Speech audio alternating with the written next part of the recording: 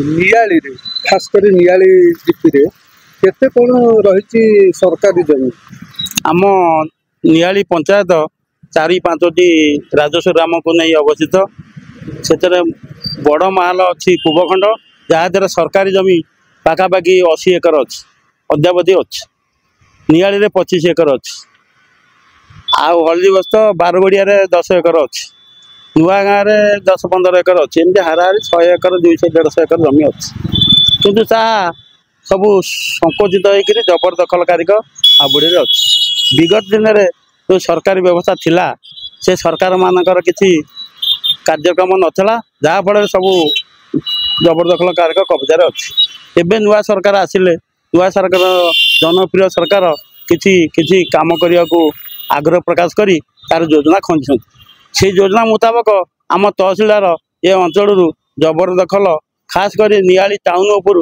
जबरदखल हटाई नियाली सहर को ग्रामांचल को सहर रूपायन देवाक चेष्टा करते किसी किसी कम करते अधा दिन नथी दे भांगी मात्र आउ भांगिया गोटा दिन पूर्व कौन है ता बंद रहा आउ से तहसिलदार को ये अंचल हटि दिया एवं पुणी तहसिलदार सामने अच्छा किंतु सी कहीं आग्रह प्रकाश कर मत जना ना आगु सरकार निष्पत्ति कार्यकारी हवा तो सरकार कहते जो मैंने अधिकारी मान न करेंगे कार्यानुष्ठान ग्रहण करेंगे कहते तेणु आमर अनुरोध ये अंचल को सरल सुंदर करने समस्त सरकारी मंदिर मशाणी गोचर आबादोग्य अनाबाद जाए सब हटई सरकार निज आयत रखु सरकार एवं निष्पत्ति नहीं जो जमी किसी सरकार पाऊना तादर किसी खंडना पाइबा आशा करी ये अंचल सब उच्छेद करी किसी किसी नूतन योजना खंजी दिखती ये अंचल बेकार युवक बहुत अच्छा बेकार युवक थैथान हे पंचायतर राजस्व बढ़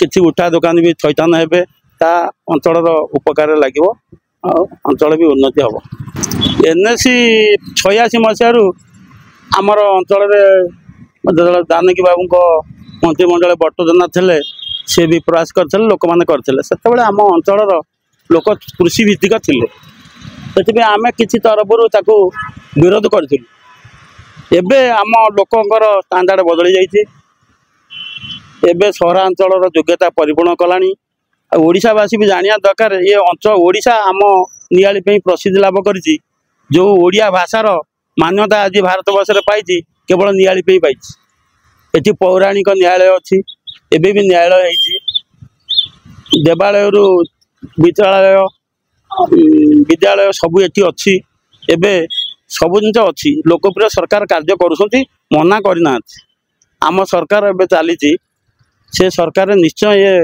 ग्रहण करेंगे आमर आवेदन को पाखे आम प्रतिपादन करूँ सी सबू देखिए तापर आम लोक मैंने भी कहते विद्यालय को जीवे विद्यालय तर्जमा हम आम समस्त मान परिपूर्ण करें एनएसी हाँपाई जो मान दरकार जनसंख्या विस्तृत भित्तिभूमि आउ कृषि भित्तिक परिवार केते सबू को आम पूर्ण परिपूर्ण करूँ जहाँकि आमर 1 नंबर रहा कटा कटक जिला या जदिव आज स्थान पाइनी ये तो बंद है कार्यक्रम चालू अच्छी ता भर आम हम आम दृढ़ विश्वास रखी गोटे आपन कहले जो पौराणिक न्यायालय न्यायालय जो अच्छी ताकू रास्ता नहीं पौराणिक न्यायालय आम सुबनेश्वर मंदिर अच्छी ये अंचल है मंदिर मालिनी अंचल समस्ते आसिक ये अंचल परिदर्शन करमर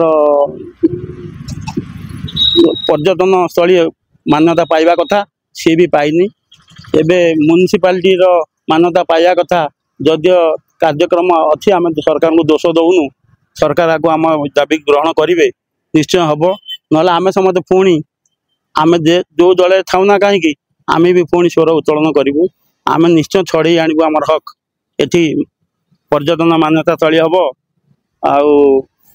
आनएसी हम यहाँ मोर खुद विश्वास अच्छी गोटे कथा जो आप जबरदखल जबरदखल जमी 200-250 एकर जो आप कहते जमी उच्छेद जमी उच्छेद अधा एकर है तथापि नियाली सरस सुंदर देखागला सबू जदि उच्छेद हम नियाली गोटे परिकल्पना दिल्ली सहर भाया लगे आम नियाली एक भाईचारार सहर ଏଠି ଆମେ ସମସ୍ତେ ବସବାସ କରୁଛୁ।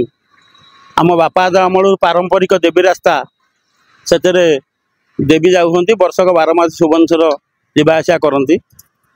ମାତ୍ର ଜନସଂଖ୍ୟା ଏତେ ହେଲାଣି, ତାଙ୍କ ପାଇଁ ସୁବିଧା ସୁଯୋଗ ନଥିବାରୁ, ଡ୍ରେନ୍ର ସୁବିଧା ନଥିବାରୁ, ରାସ୍ତାର ସୁବିଧା ନଥିବାରୁ ତାଙ୍କର ଉଦ୍ଭୂତ ପାଣି ଆସି ରାସ୍ତାରେ ଜମା ହେଉଛି। ଏହା ସରକାରଙ୍କର ବିଫଳତା। କଂଗ୍ରେସ ସରକାର କିଛି କଲାନି, ବିଜେଡି ସରକାର ଖାଲି ବୟାନବାଜି ଆଉ ନିଜର ପେଟ ଚିନ୍ତା କରିକି ଗଲେ। ଏବେ ନୂଆ ସରକାର ଆସିଛି, ଛବି ଭାଇ ଆସିଛି, ମୋହନ ଭାଇ ବି ଆମ ସାଙ୍ଗରେ ଅଛନ୍ତି। ଏଠି ମୋ ଆଗରେ ମୋଦିଜୀଙ୍କର ଅବଦାନ, ମେଡ଼ିକାଲର ଉତ୍ତୁଙ୍ଗ କୋଠା ଠିଆ ହେଇଛି, ଅଟ୍ଟାଳିକା ଠିଆ ହେଇଛି। ତେଣୁକରି ଆମେ ସବୁ ଆଶାବାଦୀ ଅଛୁ, ଏ ସରକାରରେ ଅନେକ କାମ ହେବ। ଆମର ଗୋଟେ ତା ଭିତରେ ଦେବୀ ଗଲାବେଳେ କିଛି ଲୋକ ପାଣି ଛାଡ଼ୁଛନ୍ତି, ଆମେ ଟେମ୍ପୋରାରୀ କାମ ତାକୁ ବାଲି ପକାଇକିରି ସମାଧାନ କରିକି ଯିବା ଆସିବା କରୁଛୁ।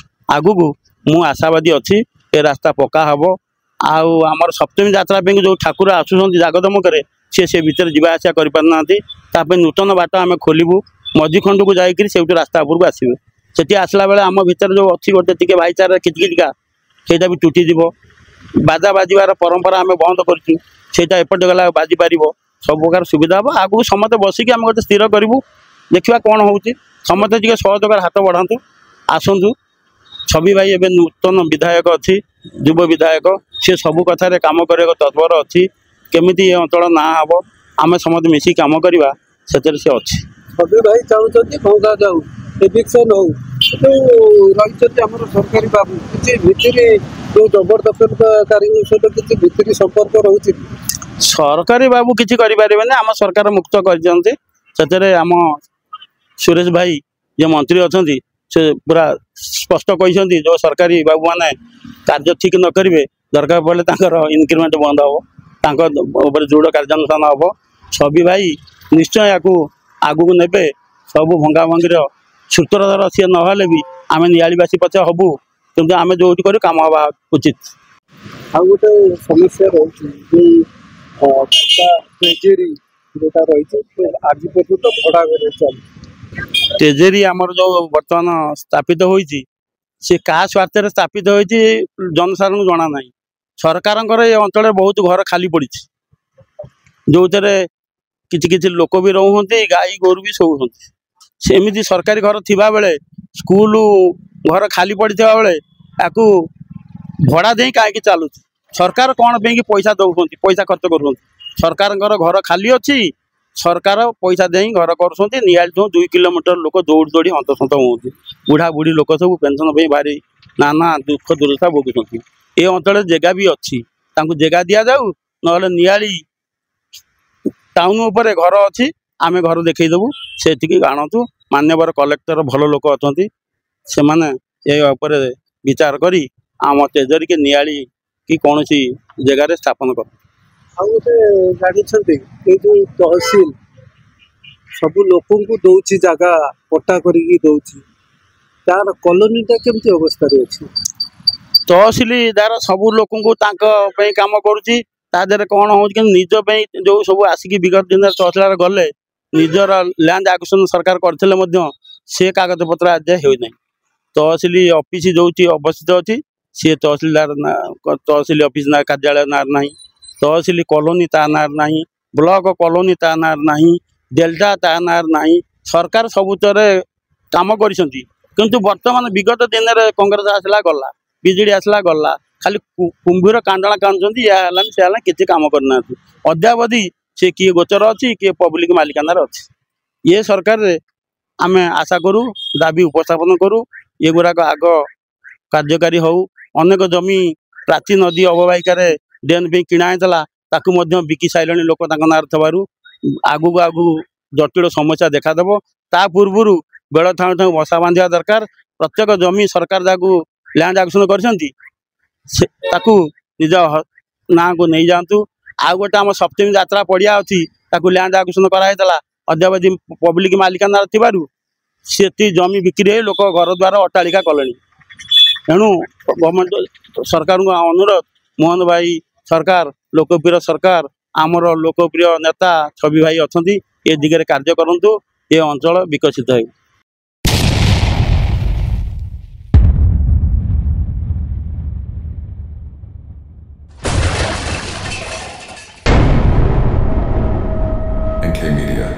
most trusted social media.